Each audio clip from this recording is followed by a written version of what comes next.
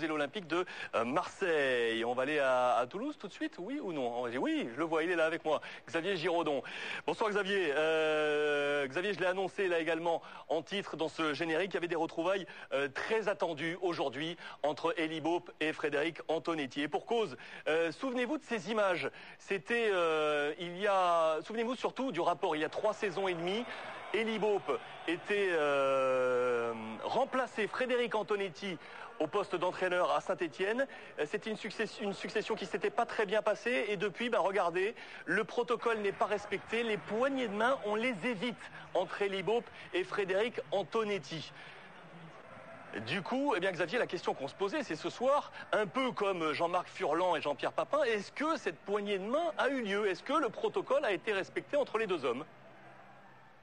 On va regarder tout ça, Alexandre. Il était 20h01 précisément. Regardez ce qui se passe avec Elie Baup qui va s'avancer tranquillement pour voir Frédéric Antonetti. Il y a monsieur Fautrel. Frédéric Antonetti, il arrive à droite de votre écran. Et regardez, non, ce sera pas pour cette année, puisqu'il va repartir tranquillement sur son banc. Ça va mettre le sourire sur le visage d'Elie Baup, qui avait prévu un plan tactique, peut-être une petite revanche face à Antonetti. Regardez la composition du Toulouse Football Club avec une équipe véritablement coupé en deux, avec Gignac et Elmander pour la 5e fois ensemble à la pointe de l'attaque, et puis Arrache et Paulo César. Il y avait un bloc défensif, il y avait un bloc offensif. Est-ce que ça a fonctionné face à ce Nice invaincu depuis 12 matchs? On voit tout de suite le résumé de cette rencontre qui était riche en événements. Les voilà, Elmander et Gignac côte à côte pour essayer de dynamiser le secteur offensif d'un TFC qui marque peu à domicile, mais qui presse avec ses 4-5 joueurs offensifs comme le souhaitait justement Elie Baup. Et c'est Sissoko, l'un des récupérateurs, qui s'enhardit, qui sort sur ce ballon qu'il avait chippé à Roll.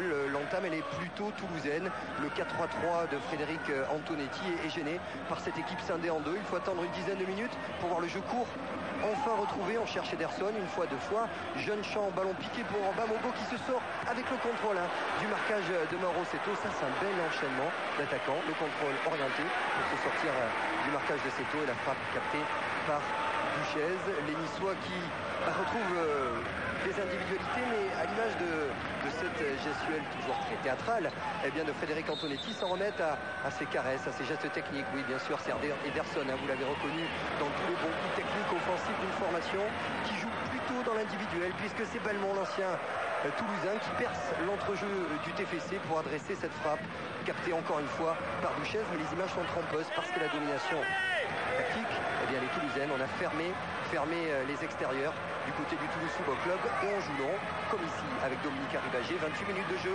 il a vu Elmander, la position avancée de Loris, c'est au-dessus des buts, pas de soucis sur ce coup-là pour la deuxième meilleure défense du championnat, mais ça aurait difficile à venir pour Yaya, parce qu'il est sur le recouloir, parce qu'il y a toujours cette pression, le physique de Johan Elmander. 38e minute, corner pour Toulouse, Paulo César, et l'ouverture du score pour le TFC. Le plus surpris, c'est lui, tout sourire, 36 printemps, et le capitaine qui montre le sens de la victoire à Toulouse, qui n'a toujours pas gagné le moindre match en 2008.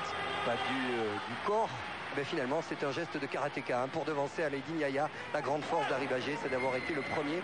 Antonetti est déçu. Pourquoi? Parce que le petit tableau qui est juste derrière moi montrait que sur ce genre de corner, c'était Yaya qui devait prendre Arribagé. Corner nouveau, cette fois-ci côté niçois, la tête de notre homme au 36 printemps, c'est Lilian Lasland, tête arrière à l'aveugle, et c'est sur la transversale de Duchesne. Pas content du tout Antonetti de sa formation, alors il va faire entrer cet homme modeste qui avait marqué, rappelez-vous, ce but fabuleux mercredi pour son premier but en Ligue 1.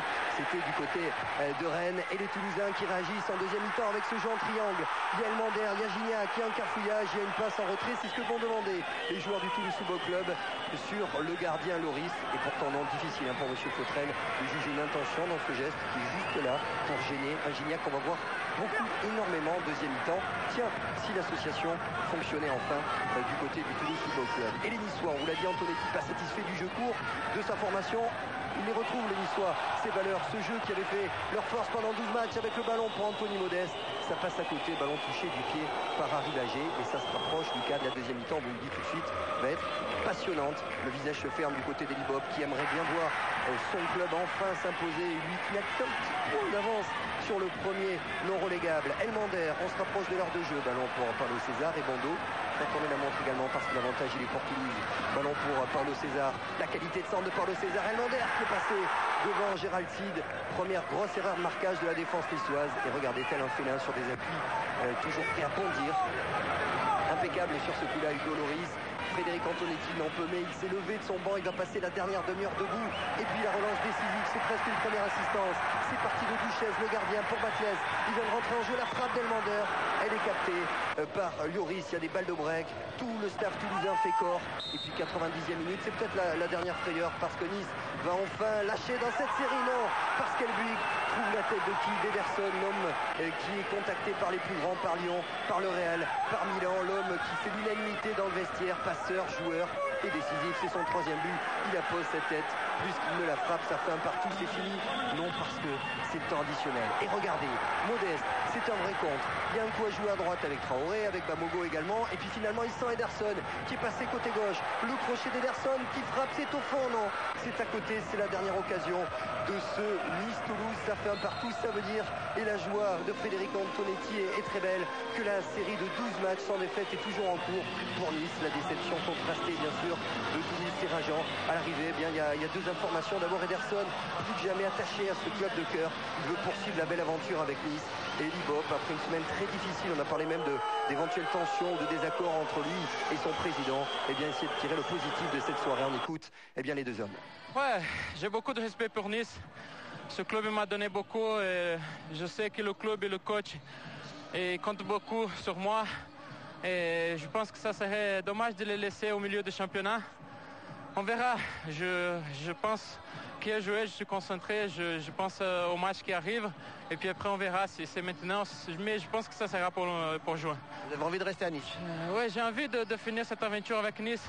Parce que je pense que pour une question du moral, c'est pas bien de laisser le club, mes coéquipiers, le staff, les supporters au milieu du championnat. Est-ce que vous sentez le club en danger? On a vu quelques divergences entre vous et le président. Est-ce que tout le monde tire dans le même sens? Parce que c'est vrai que la place est quand même pas très enviable. Avec le match de ce soir, il y a quelque part de quoi être rassuré. On n'est que 15 ou 16 à l'entraînement. Il y a beaucoup de blessés, il y a des joueurs partis à la CAN. Mais ceux qui sont là et ont montré ce soir qu'ils avaient l'envie de tout donner pour le maillot, c'est ça qui est important pour moi. Et ce soir, on a montré qu'on était solidaires, qu'on était tous ensemble. Dommage vraiment qu'on n'ait pas les 3 points, on les méritait. Et petit cadeau maintenant pour vous dans Jour de foot avant de filer au stade Vélodrome. Le premier but sous le maillot de Chelsea de Nicolas Anelka. Regardez.